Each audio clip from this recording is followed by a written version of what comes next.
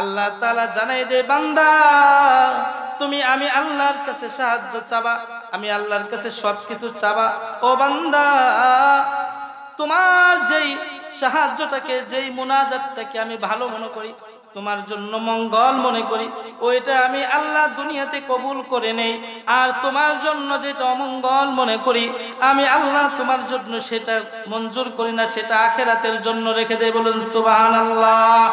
শেখ জাকারিয়া রাহমাতুল্লাহি আলাইহি তার কিতাবের মধ্যে লিখছেন আল্লাহর দুইজন বান্দার মৃত্যুর সময় ঘনিয়ে আসছে, তারা মৃত্যু সজ্জায় মারা যাবে।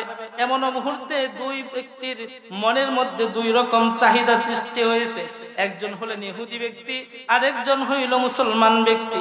ইহুদি ব্যক্তির মনের মধ্যে চাহিদা হইল আমি তো মারাই যাব, মারা যাওয়ার আগে আমার পাশে বিশাল নদী আছে, এই নদীর বড় একটা মাছ যদি আমি ভাজা করে খেতে পারতাম আমার মনটা তৃপ্তি হতো। ইহুদির সন্তানেরা তার বাবার চাহিদা পূরণ করার জন্য নদীর মধ্যে নিয়ে জাল ফেললেন। জাল ফেলার পরে এবার কোনো মাছ জালের মধ্যে ওঠে না।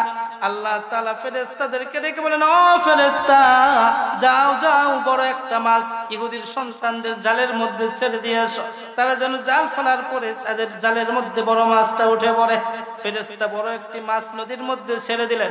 এবার ইহুদির সন্তানের জালের মধ্যে বিশাল বড় মাছ উঠলো। এই মাছটা বাড়িতে নিয়ে ভাজা করে ভুনা করে তার বাবাকে খাওয়াইলেন। খাওয়ানোর পরে তার বাবা তৃপ্তি পাইল কিনা? তার বাবা তৃপ্তি পাইল। আমরা এখন মনে করতে পারি আল্লাহ ইহুদিকে কেন খাওয়াইলেন? এর কারণ হলো এদের খানা শুধু দুনিয়াতে, জান্নাতে তাদের কোনো খাবার নাই। কথা বলুন ঠিক কিনা? আমরা মুসলিম, আমাদের জন্য আল্লাহ তাআলা শুধু দুনিয়ায় নয়, শুধু দুনিয়াতেই খাবার সীমাবদ্ধ নয়, আল্লাহ তাআলা আমাদের জন্য ভালো ভালো খাবার রেখেছেন জান্নাতে। ঠিক কিনা বলেন? দুনিয়াতে দেখবেন মানুষ বিবাহ করার জন্য যায়, যিনি বর থাকে বিবাহ করার জন্য যায়, তার সাথে অনেক বন্ধু বান্ধব যায়, প্লেট ভর্তি ভালো ভালো খাবার দেয়। সবাই মিলে যখন খাওয়া শুরু করবে জামাই এটা রুমাল দিয়ে মুখটা এইভাবে ঢেকে রাখে। কথা বলুন ঠিক কিনা? মুখ ঢেকে রাখে। বন্ধুরা বলে কি ব্যাপার, তোমার সামনে খাবার তুমি মুখ ঢেকে রাখছো কেন? আমরা তো খাবো।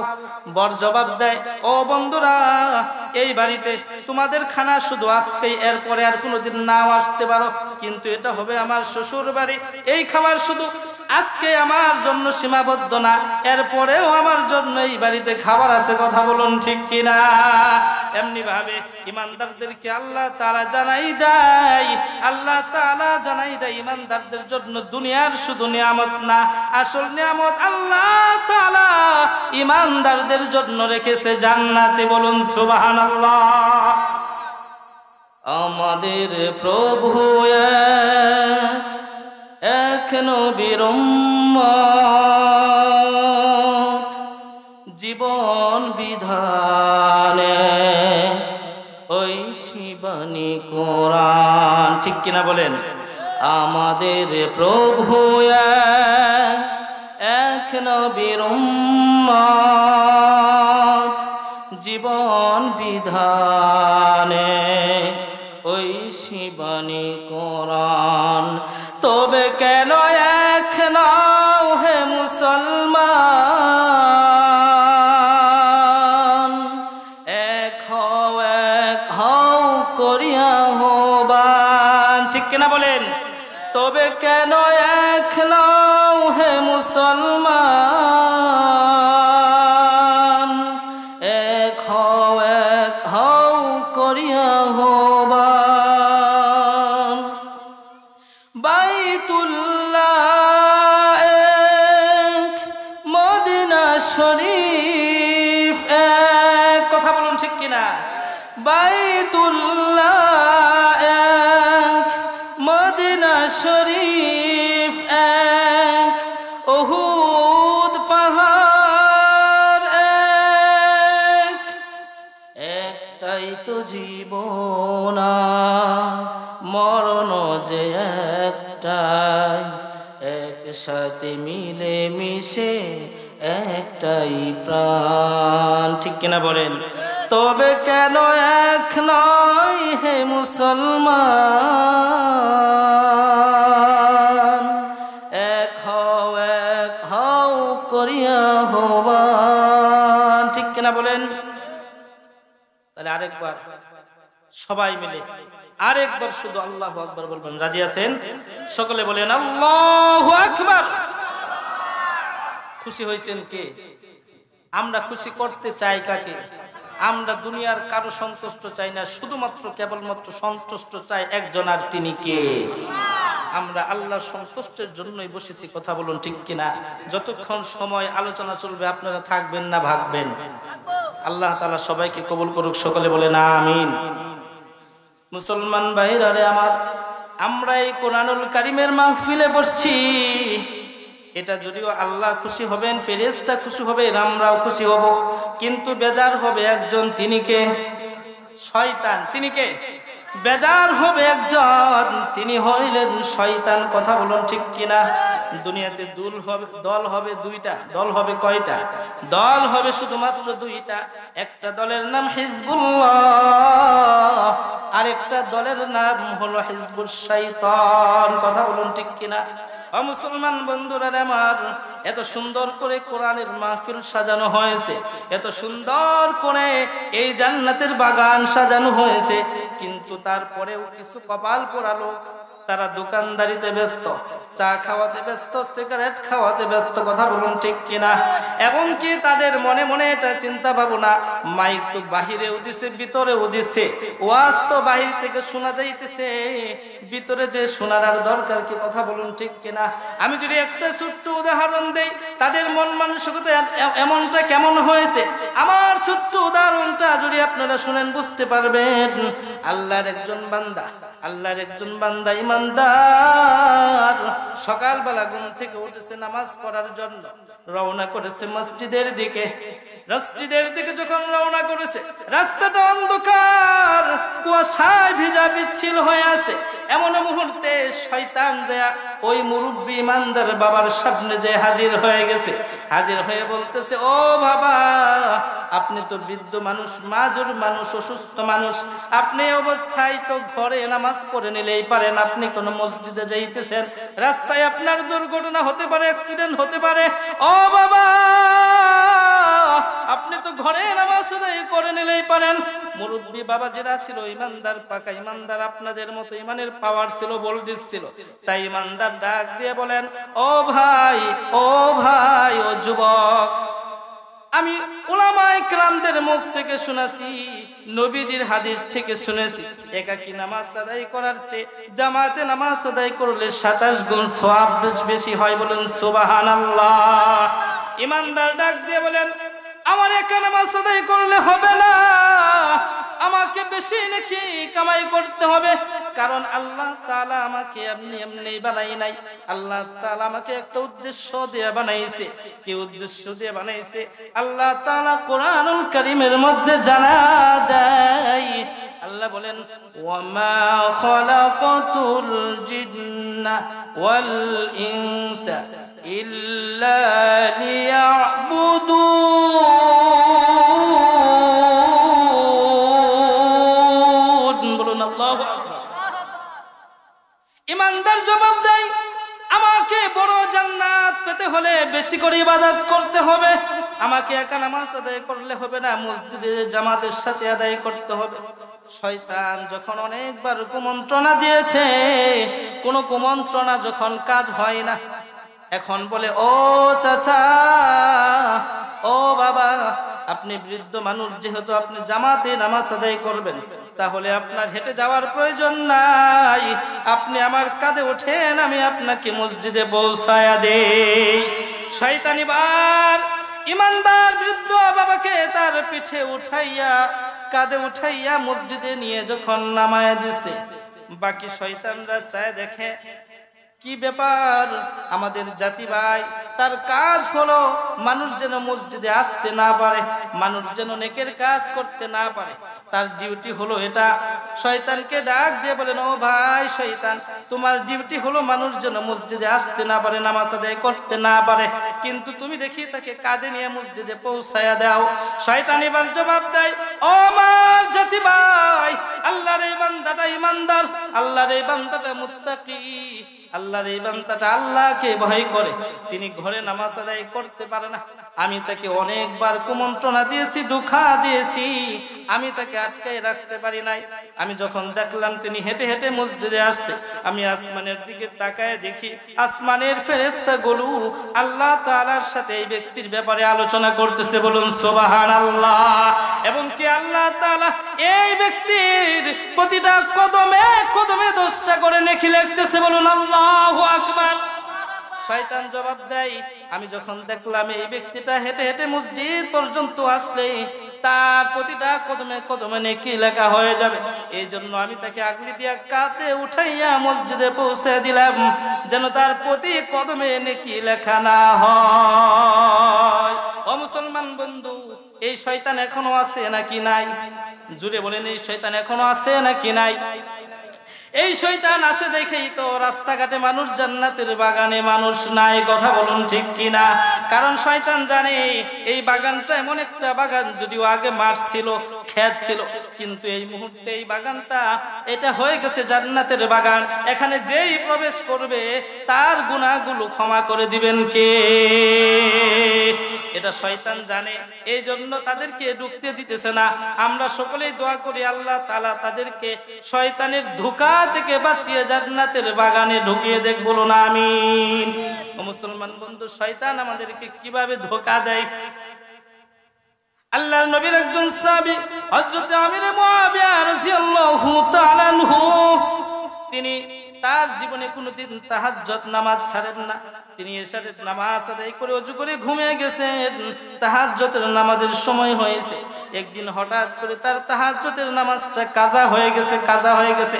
ও বাবাজি, আমাদের তো ফরজ নামাজ কত ছুটে যায়, আমাদের খবর থাকে না। কথা বলুন ঠিক কিনা? আমাদের উপর নামাজ ফরজ করা হয়েছে, কোরআন পড়া ওয়াজিব করা হয়েছে, কিন্তু আমরা এর ধার ধারেও যাই না। কত নামাজ আমরা ছেড়ে দেই। কিন্তু তিনারাও একজন মানুষ ছিলেন, মুসলমান ছিলেন। আল্লাহর নবীর সাহাবীরা এতটা গুরুত্ব দিতেন নামাজকে, তাহাজ্জুদের নামাজ পর্যন্ত ছাড়তেন না। একদিন তার তাহাজ্জুদের নামাজ কাজা হয়ে গেছে। ওঠার পর ফজরের নামাজ আদায় করিয়া চোখের পানিগুলো ছেড়ে ছেড়ে এমন ভাবে কান্না শুরু করেছে যেন তার ভারী ঘর সব কিছু আগুনে পুড়ে ধ্বংস হয়ে গেছে। এমন কান্না তিনি করলেন। জোহরের উঠতে কান্না করেন, আসরের পরেও কান্না করেন, মাগরিবের পরেও কান্না, এশারের পরেও কান্না। আবার তিনি কান্না করতে করতে ঘুমিয়ে গেছেন। পরের দিন আবার তাহাজ্জুদের সময় হয়েছে। আল্লাহর বান্দার কে যেন তার মাথার মধ্যে হাত বুলায় রেখে বলতেছেন, হুজুর উঠেন, আপনার তাহাজ্জুদের সময় হয়েছে। বলুন আল্লাহু আকবার। তাহাজ্জুদের সময় হয়ে গেছে। হুজুর এবার ঘুম থেকে উঠিয়া তাকিয়ে দেখেন তার ঘরের দরজা জানালা সব কিছু বন্ধ। আমার ঘরের ভিতরে মানুষ কোথায় থেকে আসলো, কার আওয়াজ? এবার হুজুর জবাব দেয়, ও যুবক তুমি কে? আমার ঘরে তুমি কোন দিক দিয়ে প্রবেশ করলা? আমার ঘরের দরজাও বন্ধ, জানালাও বন্ধ। এবার জবাব দেয়, হুজুর আমি কোনো মানুষ না, আমি হইলাম শয়তান। কে? শয়তান। শয়তানের কাজ মানুষকে নামাজ থেকে বিরত রাখা, কিন্তু তাহাজ্জুদ পড়ার জন্য আবার জাগ্রত করে দেয়। রহস্য আছে কিনা বলবো? খারাপ লাগতেছে? এবার শয়তানকে হুজুর বলেন, ও শয়তান তুমি আমার ঘরে কোন দিক দিয়ে প্রবেশ করছো? শয়তান জবাব দেয়, হুজুর আপনার ঘরে ঢোকার মতো অনেক রাস্তা আমার জন্য খোলা আছে, আমি ঢুকেছি। এবার হুজুর বলে, কেন আসছো বলো, কেন আসছো? শয়তান বলে, হুজুর আপনি গতকালকে নামাজ পড়তে পারেন নাই, তাহাজ্জুদের নামাজ পড়তে পারেন নাই, আপনি যেন তাহাজ্জুদের নামাজ পড়েন, এই জন্য আমি আপনাকে জাগাইতে আসি। হুজুর বলে, না না, শয়তানের কাজ এটা নয়। শয়তানের কাজ হলো মানুষকে নেক আমল থেকে দূরে রাখা, মানুষকে নেক আমল থেকে বাহির করা। কথা বলুন ঠিক কিনা? এটা শয়তানের কাজ নয়, নিশ্চয়ই রহস্য আছে। এবার শয়তানকে শক্ত করে ধরছে, ধরে বলে, ও শয়তান জবাব দে, কেন আমাকে জাগাইছিস? এবার শয়তান জবাব দেয়, হুজুর আপনি গতকালকে তাহাজ্জুদের নামাজ আদায় করতে পারেন নাই, এই জন্য আপনি যে পরিমাণ পরিমাণ কান্না করেছেন, যে পরিমাণ কান্না করেছেন, আপনার কান্নার মধ্য দিয়ে আল্লাহ তাআলা আপনাকে তাহাজ্জুদ করার চেয়ে বেশি নেকি দিয়া দিয়েছে। বলুন সুবহানাল্লাহ। বলে হুজুর, আপনি যে কান্না দিয়েছেন, আপনার এই কান্নার কারণে তাহাজ্জুদ নামাজ পড়ার চেয়ে বেশি সওয়াব আল্লাহ আপনার আমলনামায় দিয়েছে। বলুন সুবহানাল্লাহ। এবার শয়তান জবাব দেয়, হুজুর আমি চিন্তা করলাম আপনি নামাজ কাজা হওয়ার কারণে কান্না করে যে নেকি কামাইছেন, আজকেও যদি আপনার নামাজ কাজা হয়ে যায় তাহলে তো আপনি আজকেও আবার কান্না করবেন। এই জন্য আমি শয়তান আপনাকে জাগিয়ে দিলাম যেন কান্নাকাটি করে বেশি নেকি আমল করার চেয়ে নামাজ পড়ে কম নেকি কামান। শয়তান আমাদেরকে এভাবে ধোঁকা দেয়, কিন্তু আমরা হলাম এমন মুসলমান, আমরা হলাম এমন কবর বড় মুসলমান, আমাদের ঘর আছে, কবর ঘরের খবর নাই। কথা বলুন ঠিক কিনা? আমাদের ঘর আছে, কবর ঘরের খবর নাই। উম্মত আছে, সুন্নতের খবর নাই। কথা বলুন ঠিক কিনা? গুনাহ আছে, তাওবা নাই। কথা বলুন ঠিক কিনা? আমরা হলাম এমন মুসলমান, শুধু নামে মুসলমান কিন্তু কামে একটু না। আমি আজকে আপনাদেরকে ছোট্ট একটা আমল শিখাই দিয়ে যাব, যে আমলটা করলে সারাটা দিন আপনার ইবাদতের মধ্যে গণ্য হবে। বলেন সুবহানাল্লাহ। এটা বলবো, সামনে বলবো, আপনারা থাকবেন না ভাগবেন? খারাপ লাগতেছে বলবো?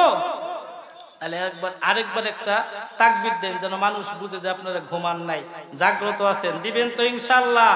নারায়ে তাকবীর।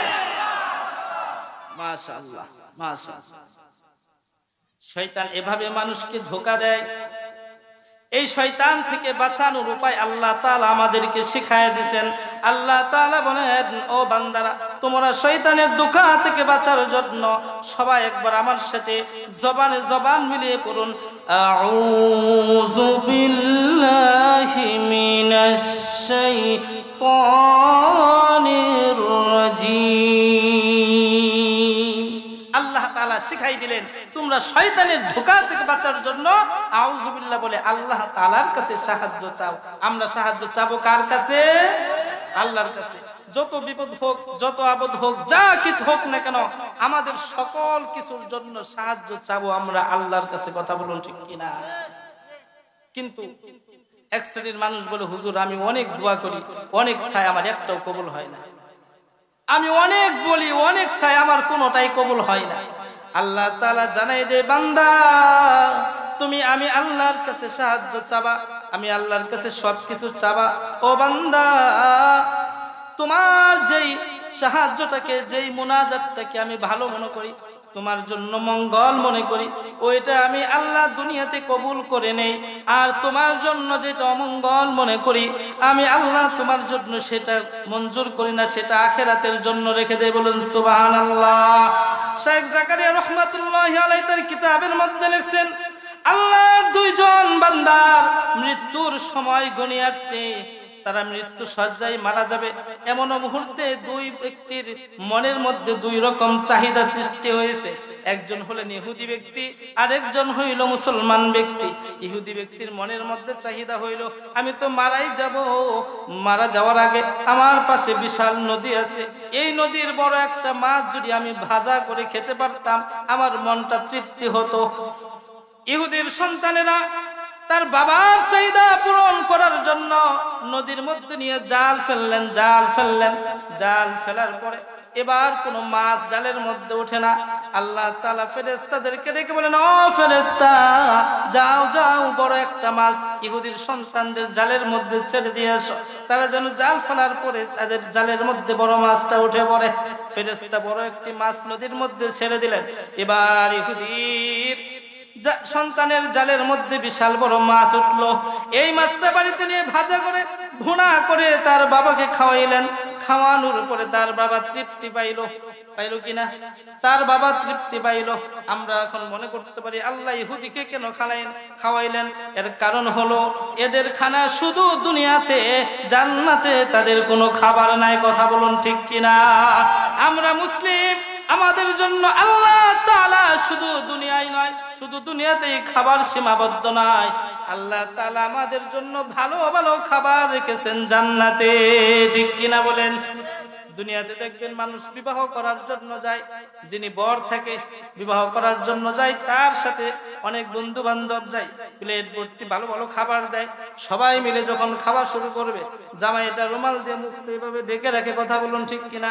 মুখ ঢেকে রাখে। বন্ধুরা বলে, কি ব্যাপার, তোমার সামনে খাবার, তুমি মুখ ঢেকে রাখছো কেন? আমরা তো খাবো। বর জবাব দেয়, ও বন্ধুরা, এই বাড়িতে তোমাদের খানা শুধু আজকেই, এরপরে আর কোনোদিন নাও আসতে পারো, কিন্তু এটা হবে আমার শ্বশুর বাড়ি। এই খাবার শুধু আজকে আমার জন্য সীমাবদ্ধ না, এরপরেও আমার জন্য এই বাড়িতে খাবার আছে। কথা বলুন ঠিক কিনা? এমনি ভাবে ইমানদারদেরকে আল্লাহ তাআলা জানাই দেয়, আল্লাহ তাআলা জানাই দেয় ইমানদারদের জন্য দুনিয়ার শুধু নিয়ামত না, আসল নিয়ামত আল্লাহ তাআলা ইমানদারদের জন্য রেখেছে জান্নাতে। বলুন সুবহানাল্লাহ। ও মুসলমান বন্ধু, ইহুদি ব্যক্তির মনের চাহিদা পূরণ হয়ে গেল। এবার মুসলিম ব্যক্তির মনের মধ্যে চাহিদা জয়তুনের তেল দিয়ে রুটি ভেজে খাবে। এমতো অবস্থায় সন্তানেরা বাজার থেকে আটা নিয়ে আসছে, তেল নিয়ে আসছে, সবকিছু আটার খামিরা বানাইছে, রুটিও বানাইছে, এবার তায়ের মধ্যে দিয়ে সেকবে। এমত অবস্থায় আল্লাহ ফেরেশতাদেরকে রেখে বলেন, ও ফেরেশতা যাও, ওই তেলের বোতলটা ভেঙে তেলগুলো ফেলে দাও, যেন আমার বান্দা রুটি খেতে না পারে। ফেরেশতারা এসে এবার তেলের বোতলটা জমিনের মধ্যে ফেলে দিল। ইহুদির সন্তানেরা তেল দিয়ে আর রুটি ভাজতেও পারলো না, তার বাবা রুটি খেতেও পারলো না। এমতো অবস্থায় তার মৃত্যুর সময় এসে গেছে, তিনি ইন্তেকাল করলেন। এবার ফেরেশতারা ডাক দিয়ে কয়, ও আল্লাহ, তোমার মহিমা বুঝি না? ইহুদি ব্যক্তি তোমাকে ডাকে না, তোমার ইবাদত করে না, তোমার কালেমাকেও গ্রহণ করলো না, তুমি তাকে এত সুন্দর করে তার মনের ইচ্ছাটা পূরণ করলা, তাকে খাওয়াইলা। ওগো আল্লাহ, এই ব্যক্তিটা তোমাকে ডাকে, তোমার উপর ঈমান আনছে, তোমার ইবাদত করে, কিন্তু তার মনের চাহিদা তুমি কেন পূরণ করলা না? এবার আল্লাহ তাআলা ডাক দিয়ে কয়, ও ফেরেশতা, আমার এই বান্দাটা ছিল মুত্তাকি, কিন্তু দুনিয়ায় চলতে যায় শয়তানের দোকায় পড়ে কিছু গুনাহ করে ফেলছে, তার মৃত্যুর সময় হয়ে গেছে। একটা ইচ্ছা চাহিদা, আমি এটাকে জমা রেখে শাস্তি দেওয়া হবে। আমি আল্লাহ চাই না আমার এই বান্দাটাকে জাহান্নামে শাস্তি দিতে, এই জন্য দুনিয়াতে তার একটা দোয়া আমি কবুল করলাম না, মনের একটা চাহিদা আমি পূরণ করলাম না, এটাকে আফসোস হিসাবে রেখে দিয়ে তার জানটা যখন আমার কাছে নিয়ে আসলো, ও ফেরেশতা তোমরা সাক্ষী থাকো, তার এই মুনাজাতের উসিলায়, এই আফসোসটুকুর উসিলায় আমি আল্লাহ তাকে ক্ষমা করে জান্নাত দিয়া দিলাম। বলুন সুবহানাল্লাহ। ও ফেরেশতা, তার কবরের মধ্যে আমি আল্লাহ এর উসিলায় নাজ নিয়ামতের ব্যবস্থা করে দিলাম। তিনি এখন কবরের মধ্যে নাউমকা নাওমাতুল আরুস, নতুন দুলহান যখন বাসুর ঘরে যেভাবে আরামে ঘুমায়, আমার এই বান্দাটা এখন কবরের মধ্যে এইভাবে ঘুমাবে। বলুন সুবহানাল্লাহ। তো জিকির করি লা ইলাহা। যারা একটু পিছনে আছে সামনের দিকে মেহেরবানি করে আগে আসি। লা ইলাহা লা ইলাহা ইল্লাল্লাহ, লা ইলাহা ইল্লাল্লাহ, লা ইলাহা ইল্লাল্লাহ, লা ইলাহা ইল্লাল্লাহ। হাতে করে হাতের কাম, পায়ে করে পায়ের কাম, অন্তরেতে রাখিও সদা, অন্তরেতে রাখিও সদা আল্লাহ তাআলার নাম। লা ইলাহা, জবান খুলে লা ইলাহা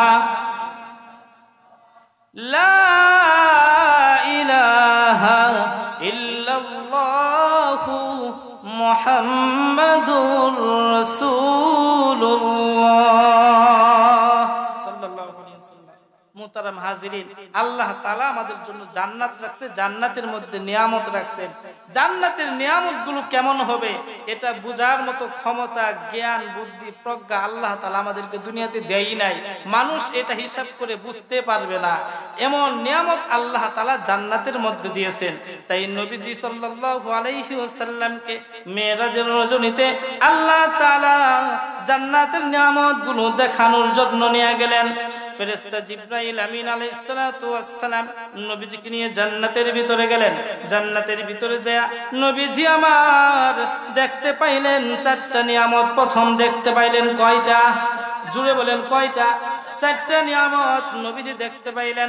চারটা নহর দেখতে পাইলেন, একটা দুধের নহর দেখতে পাইলেন, একটা স্বচ্ছ পানির নহর দেখতে পাইলেন, একটা শরবতের নহর দেখতে পাইলেন, একটা মধুর নহর নবীজি আমার দেখতে পাইলেন।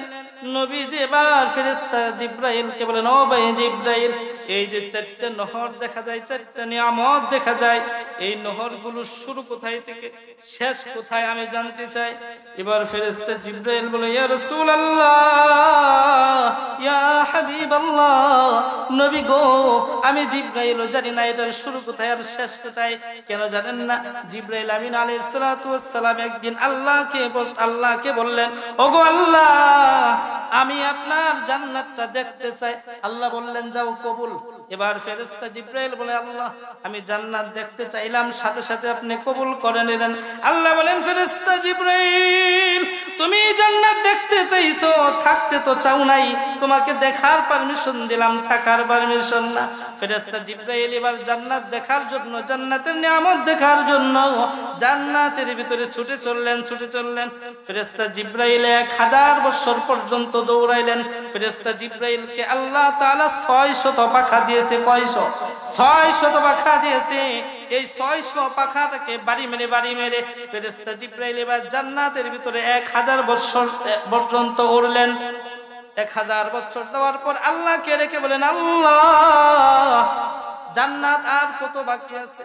আল্লাহ তাআলা ডাক দিয়ে কয়, ও জিবরাইল, তুমি জান্নাতের 16 ভাগের 1 ভাগ আসছো। বলুন আল্লাহু আকবার।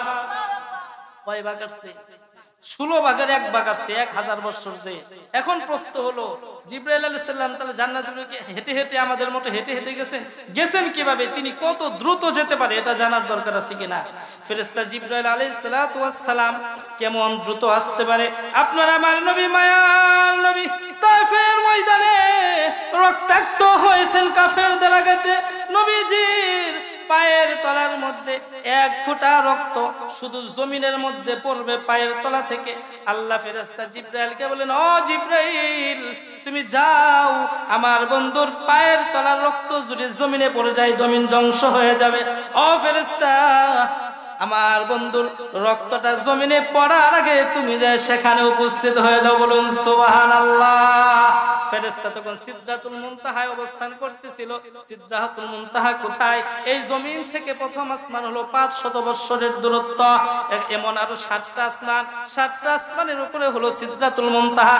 এবার চিন্তা করুন ফেরেশতা জিবরাইল কত দ্রুত আসতে পারে। একটা পায়ের তলা থেকে 1 ফোঁটা রক্ত জমিনে পড়তে মাত্র সময় লাগবে 1 সেকেন্ড, ঠিক কিনা? 1 সেকেন্ড সময় লাগবে। আর আল্লাহ বললেন, জিবরাইল, আমার বন্ধুর পা মুবারক থেকে রক্তটা যেন কোনোভাবে জমিনে পড়ে না যায়।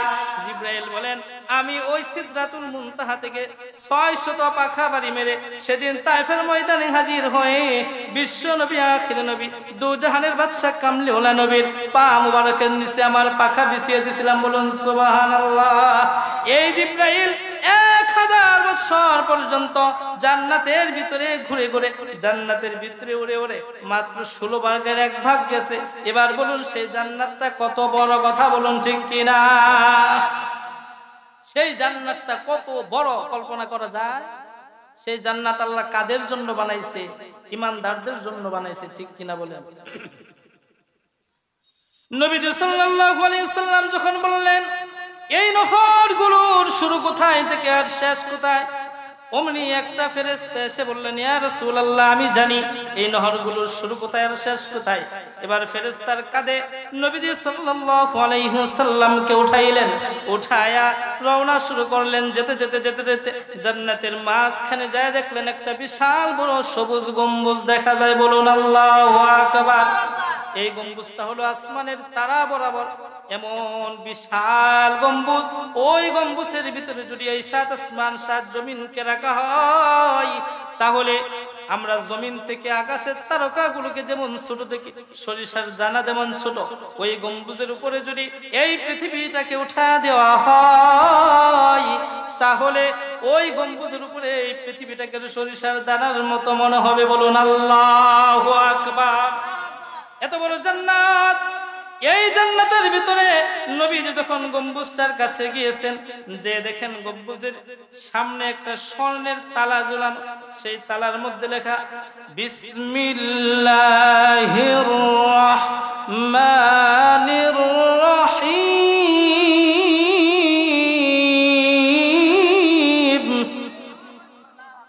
নবীজি দেখেন সেখানে বিসমিল্লাহ লেখা। বলেন, ও জিব্রাইল, এই তালা কিভাবে খুলবো? জিব্রাইল বললেন, নবীজি আপনার পবিত্র জবান দিয়ে একবার বলুন বিসমিল্লাহ। নবীজি বিসমিল্লাহটা বললেন, অটোমেটিক তালাটা খুলে গেল। বলুন আল্লাহু আকবার। এবার নবীজি গম্বুজের ভিতরে প্রবেশ করলেন। ভিতরে যাওয়ার পর দেখে সেখানে বড় করে বিসমিল্লাহ লেখা ওয়ালের মধ্যে, এবং সেই বিসমিল্লাহর মিম থেকে একটা নহর চালু হয়েছে, আল্লাহর শব্দের হাত থেকে একটা নহর চালু হয়েছে, রহমানের নুন থেকে একটা নহর চালু হয়েছে, রহিমের মিম থেকে একটা নহর চালু হয়েছে। বলুন সুবহানাল্লাহ। ও মুসলমান বন্ধু, নবী এবার বলেন, এই নহরগুলো শেষ কোথায়? ফেরেশতা আবার নবীজিকে কাঁধে উঠায় রওনা করলেন। যাইতে যাইতে একটা জায়গার মধ্যে গেলেন। যাওয়ার পরে দেখেন বিশাল বড় একটা কূপ, যার নাম হলো হাউজে কাউসার। বলুন আল্লাহু আকবার। ফেরেশতা বলেন, ও নবীজি, এই নহরটা এই মিনার থেকে শুরু হয়েছে আর হাউজে কাউসার যা শেষ হয়েছে। হাউজে কাউসারটা কি জিনিস? নবীজি আমার, মক্কার কাফের বেঈমানদের অত্যাচারে যখন অতিষ্ঠ হয়ে গেল, নবীজি সাল্লাল্লাহু আলাইহি ওয়াসাল্লামের অনেকগুলো ছেলে সন্তান ছিল, মেয়ে সন্তান ছিল, কিন্তু আল্লাহ তাআলা নবীজির সকল ছেলে সন্তানগুলোকে দুনিয়া থেকে নিয়ে গিয়েছে। এবার মক্কার কাফেররা খুশি হয়ে গেল, মুহাম্মদের বিরোধিতা আর করার দরকার নাই। কেন? কারণ পূর্বে যত নবী ছিল সমস্ত নবীদের সন্তান ছিল, এবং তার পরবর্তী নবুয়ত পেয়েছে তার সন্তানরা। কথা বলুন ঠিক কিনা? মুহাম্মদের তো কোনো ছেলে সন্তান নাই, নির্বংশ, তার ঘরে বাতি দেওয়ার লোক নাই। মুহাম্মদের পরে আর ইসলাম থাকবে না। মক্কার কাফিরদের মধ্যে এরকম আলোচনা শুরু হয়ে গেল। আল্লাহ তাআলা সাথে সাথে কুরআনুল কারীমের সূরা কাউসার নাযিল করে দিলে। বলুন আল্লাহু আকবার। আল্লাহ তাআলা নবীজিকে সান্ত্বনা দিলেন, ইন্না আ'তাইনাকাল কাউসার ফাসাল্লি লিরাব্বিকা ওয়ানহার ইন্না শানিআকা হুয়াল আবতার। বলুন আল্লাহু আকবার। আল্লাহ তাআলা এবার বিশ্ব নবীকে রেখে বলেন, ওগো নবীজি, আপনি মন খারাপ করবেন না, কষ্ট করবেন না, কষ্ট পাবেন না। আপনার সকল সন্তানগুলোকে আমি কেন দুনিয়াতে রাখলাম না, নিয়ে আসলাম জানেননি? ওগো পয়গম্বর, দুনিয়াতে আমার আরো যত পয়গম্বর ছিল, ইয়াকুবের ছেলে ইউসুফকে আমি নবুয়তি দিয়েছিলাম। কথা বলুন ঠিক কিনা? এমনি ভাবে ইব্রাহিম আলাইহিস সালামের পুত্র ইসমাইলকে নবী বানাইছিলেন। ঠিক কিনা বলেন? এইভাবে দাউদ নবীর সন্তান সুলাইমান আলাইহিস সালামকে পয়গম্বর বানাইছে। আল্লাহ তাআলা বলেন, মা কানা মুহাম্মাদুন আবা আহাদিম মির রিজালিকুম ওয়ালাকির রাসূলুল্লাহি ওয়া খাতামান নবিয়্যিন। আল্লাহ তাআলা বলেন, ওগো নবীজি, আপনাকে দিয়ে আমি নবুয়তের দরজায় তালা মেরে দিলাম। ওগো নবীজি, আপনার পরে জমিনে আর কোন নবী আসবে না, আপনি হইলেন শেষ নবী। বলুন আল্লাহু আকবার। আমরা কার উম্মত? শেষ নবীর উম্মত। কথা বলুন ঠিক কিনা? কিন্তু মুসলমান এখনো দুনিয়াতে কিছু বেঈমান আছে, আমার নবীকে অস্বীকার করে তারা নিজেদেরকে নবী দাবি করে। কথা বলুন ঠিক কিনা? আমরা মানি না শেষ নবী মুহাম্মদুর রাসূলুল্লাহ ছাড়া আর কাউকে মানি না। কথা বলুন ঠিক কিনা? ও মুসলমান, ইমানি শক্তি দিয়ে বলবেন, ইমানি পাওয়ার দিয়ে বলবেন, আমার নবীর পরে আর কোন নবী জমিনে আছে না? এখন আমার সাথে সবাই বলবেন, নবীর পরে নবী নাই, সংসদে আইন চাই। কথা বলুন ঠিক কিনা? যেখানে আল্লাহ তাআলা নিজে বলে দিলেন আপনার পরে আর কোন নবী আসবে না, এই জন্য নবুয়তের দরওয়াজায় আমি তালা লাগাই দিলাম। ওগো নবীজি, ওগো হাবিব, ওগো বন্ধু, আপনি হইলেন শেষ নবী, আপনি মন খারাপ করবেন না। এই জন্য আমি আপনার সন্তানগুলোকে দুনিয়াতে রাখি নাই, আগেই নিয়ে আসছি। বলুন আল্লাহু আকবার। এবার নবীজিকে বলেন, ওগো নবীজি, আপনার মন খারাপের কারণ নাই, আপনাকে আমি একটা হাদিয়া দিয়ে দিলাম, সেই হাদিয়াটার নাম হলো হাউজে কাউসার। ওগো নবীজি, এই হাদিয়াটা আমি কোনো পয়গম্বরকে দেই নাই, কোনো পয়গম্বরদের উম্মতদেরকেও দেই নাই। ওগো নবীজি, ওগো হাবিব, এই হাদিয়াটা শুধু আমি আপনার এবং আপনার উম্মতের জন্য রেখেছি। বলুন সুবহানাল্লাহ। নবী বড় মায়ার নবী তো। এবার আল্লাহকে জিজ্ঞাসা করে, আল্লাহ, আমার উম্মত এই হাউজে কাউসার পান করবে, এই হাউজে কাউসারটা কেমন? নবীজি বলেন, কিয়ামতের কঠিন ময়দানে মানুষগুলো যখন পিপাসায় কাতর হয়ে যাবে, জমিনটা তামা হয়ে যাবে, মাথার মজকগুলো খসে খসে পড়ে যাবে, মানুষ পিপাসার্ত হয়ে যাবে, ওই মুহূর্তে কেউ যদি আমার নবীর হাতে এক পেয়ালা হাউজে কাউসার পান করতে পারে, পরবর্তী আর 50,000 বছর পর্যন্ত তার কোনো পিপাসা হবে না। এই হাউজে কাউসার যখন আমার নবীজিকে দিয়েছে, নবী আমার খুশি হয়েছেন। খুশি হয়ে বলেন, আল্লাহ, আমি শুকরিয়া আদায় করি, আলহামদুলিল্লাহ। এবার আল্লাহকে বলেন, ওগো আল্লাহ, এই হাউজে কাউসার আমার কোন উম্মতটা পান করতে পারবে, কোন কাজ করলে হাউজে কাউসার পান করতে পারবে? আল্লাহ জানিয়ে দেয়, হাবিব, দুনিয়ার জমিনে আপনার যে সকল উম্মতেরা আপনার সুন্নতকে অনুসরণ করবে, অনুকরণ করবে, আপনার সুন্নতকে বাস্তবায়ন করবে, আপনি নবীর দ্বীন অনুযায়ী, কথা অনুযায়ী চলবে, তাদেরকে কাল কিয়ামতের ময়দানে আপনি নিজ হাতে হাউজে কাউসার পান করাইবেন। এবার আল্লাহ তাআলা বলেন, ওগো হাবিব, বিসমিল্লাহির রহমানির রহিম, এর মধ্যে হরফ সংখ্যা 19টা। জুড়ে বলেন কয়টা? হরফ সংখ্যা হলো 19টা। দুনিয়ার নিজাম অনুযায়ী আল্লাহ তাআলা বান্দাদের জন্য সময় দিয়েছে 24 ঘন্টা। কয় ঘন্টা? 24 ঘন্টা সময় দিয়েছে। আল্লাহ বলেন, হাবিব, এই 24 ঘন্টার মধ্যে আমার বান্দা আপনার উম্মত যদি আমি আল্লাহকে স্মরণ করে নামাজের মধ্যে 5 ঘন্টা সময় দেয়, আর বাকি থাকবে কয় ঘন্টা? 19 ঘন্টা। কথা বলুন ঠিক কিনা? আর 19 ঘন্টা সময় বাকি থাকবে। কেউ যদি 5 ঘন্টা সময় দেয় আমি আল্লাহর জন্য 5 ওয়াক্ত নামাজ আদায় করে, আর বাকি 19 ঘন্টা সময় থাকবে, এই 19 ঘন্টা সময়ের মধ্যে আমার কোন বান্দা, আপনার কোন উম্মত যদি একবার করে প্রতি ঘন্টায় অথবা সকাল সন্ধ্যায় 19 বার বিসমিল্লাহির রহমানির রহিম পড়ে, আমি আল্লাহ 24টা ঘন্টা তার ইবাদতে গণ্য করে নিব। ও মুসলমান বন্ধুরা আমার, শুধু তাই নয়, হাদিসের মধ্যে নবীজি বলেন, জাহান্নামের ফেরেশতা হলো 19 জন। জুড়ে বলেন কয়জন? জাহান্নামের ফেরেশতা হলো 19 জন। আল্লাহর কোন বান্দা যদি 19 বার বিসমিল্লাহির রহমানির রহিম বলে, ওই কঠিন দিনে, কঠিন ময়দানে আল্লাহর বান্দা 19 জন জাহান্নামীর ফেরেশতার হাত থেকে রক্ষা পাবে। বলুন সুবহানাল্লাহ। একবার বলা যাবে কি বিসমিল্লাহির রহমানির রহিম? আমার সাথে একবার সবাই ঠোঁট মিলে বলুন, বিসমিল্লাহির রহমানির রহিম।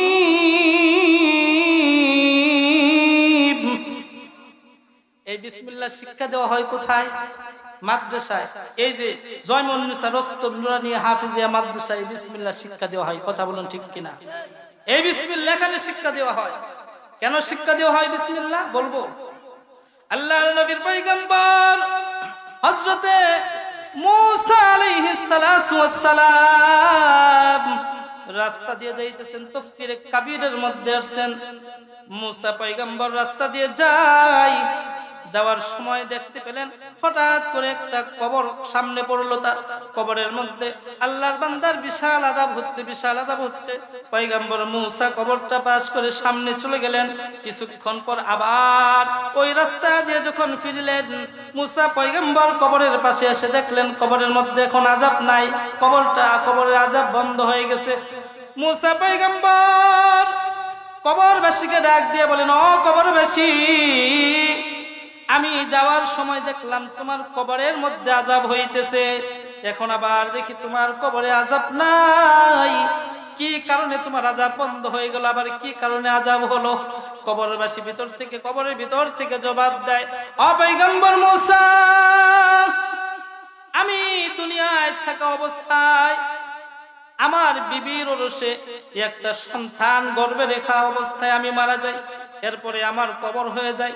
দুনিয়াতে আমি তেমন কোনো ভালো কাজ করতে পারি নাই, দুনিয়াতে তেমন কোনো ইবাদত আমি করতে পারি নাই, তাই কবরের মধ্যে আমার আযাব শুরু হয়ে গিয়েছিল। আমার যে সন্তানটা বিবির পেটে রেখে আমি মারা যাই, এই সন্তানটা প্রসব হয়েছে, আস্তে আস্তে বড় হয়েছে, 5 বছর 6 বছর বয়স হয়েছে। এরপরে আমি ওসিয়ত করেছিলাম আমার সন্তানটাকে যেন মাদ্রাসায় পড়ানো হয়। আমার সন্তানটাকে আমার বিবি নিয়ে আজকে মাদ্রাসায় ভর্তি করে দিয়ে আসছে। আমার সন্তানটা মাদ্রাসায় যাওয়ার পর তার উস্তাদ সর্বপ্রথম তাকে সবক দিয়েছে বিসমিল্লাহির রহমানির রহিম। আমার সন্তান যখন উস্তাদের সাথে জবান মিলিয়ে বিসমিল্লাহটা পড়েছে, আল্লাহ তাআলা ফেরেশতাদেরকে ডেকে বলেন, ও ফেরেশতা, এই সন্তানটা কার? বলল, ওই যে কবরের মধ্যে আযাব হয় তার। সন্তান তার জবান দিয়ে কি বলে? বলে বিসমিল্লাহ। আল্লাহ কার নাম? জোরে বলেন। ফেরেশতাদেরকে বলে কার নাম নাই? বলে আল্লাহ, আপনার নাম নাই। এরপরে আল্লাহ জবাব দেয়, রহমান কার নাম? আল্লাহকে ফেরেশতারা জবাব দেয়, আল্লাহ রহমান আপনার নাম। রহিম কার নাম? রহিম আপনার নাম। এবার আল্লাহ তাআলা ফেরেশতাদেরকে ডেকে বলেন, ও ফেরেশতা, যেই ছোট্ট শিশু বাচ্চাটা তার জবান দিয়ে আমি আল্লাহর নাম নেই, আমাকে রহমান বলে স্বীকৃতি দেয়, আমাকে রহিম বলে স্বীকৃতি দেয়, তার পিতার কবরে আযাব হবে, এটা হতে পারে না। ও ফেরেশতা, সাক্ষী থাকো, এই বাচ্চার জবান থেকে রহমান আর রহিম স্বীকৃতি দেওয়ার কারণে আমি আল্লাহ এই মুহূর্তে তার বাবার কবরে আযাব মাফ করে দিলাম। আর জোরে বলুন আল্লাহু আকবার। আরেকবার বলুন আল্লাহু আকবার। এই বিসমিল্লাহ আমরা পড়বো তো ইনশাআল্লাহ, আমাদের সন্তানকে শিখাবো তো ইনশাআল্লাহ। কিন্তু বর্তমানে ভেজাল মুসলমান সমাজের মধ্যে পড়ে গেছে, সংসদ থেকেও বিসমিল্লাহ তুলে দিতে চায়, কথা বলুন ঠিক কিনা? এই বিসমিল্লাহ সমাজের মধ্যে বাস্তবায়ন করতে চাইলে মাদ্রাসার দরকার আছে কি নাই? জুড়ে বলেন আছে কি নাই? আপনারা কি মাদ্রাসার পক্ষে না বিপক্ষে? জুড়ে বলেন পক্ষে না বিপক্ষে? কেন পক্ষে থাকবেন? কারণ ওই যে প্রথম স্বীকারোক্তি দিয়েছেন আপনারা কোন দলের লোক? হিজবুল্লাহ। কোন দলের লোক? জোরে বলেন কোন দলের লোক? হিজবুল্লাহ। এটা মনে আপনারা বুঝবেন না যে হুজুর কিসের হিজবুল্লাহ বলতেছে, এটা মনে মানুষের নাম না, না, ঘরের নাম বাইতুল্লাহ, মালিকের নাম আল্লাহ, ডিজাইনারের নাম রুহুল্লাহ, রাজমিস্ত্রির নাম খলিলুল্লাহ, সহকারী রাজমিস্ত্রির নাম জবিহুল্লাহ। যিনি বলেছেন তিনি হলেন হাবিবুল্লাহ, যেখান থেকে বলেছেন কিতাবুল্লাহ, যাদেরকে বলেছেন যারা গ্রহণ করেছেন তারা হলেন আব্দুল্লাহ, আব্দুল্লাহদের দলের নাম হলো হিজবুল্লাহ। বলুন আল্লাহু আকবার। হিজবুল্লাহর দলের লোক কিনা চিনবেন কিভাবে? হিজবুল্লাহর দলের লোকেরা তাদের সকল কাজের শুরুতে, সকল কাজের আগে জবান দিয়ে বলবে বিসমিল্লাহ। বলুন আল্লাহু আকবার।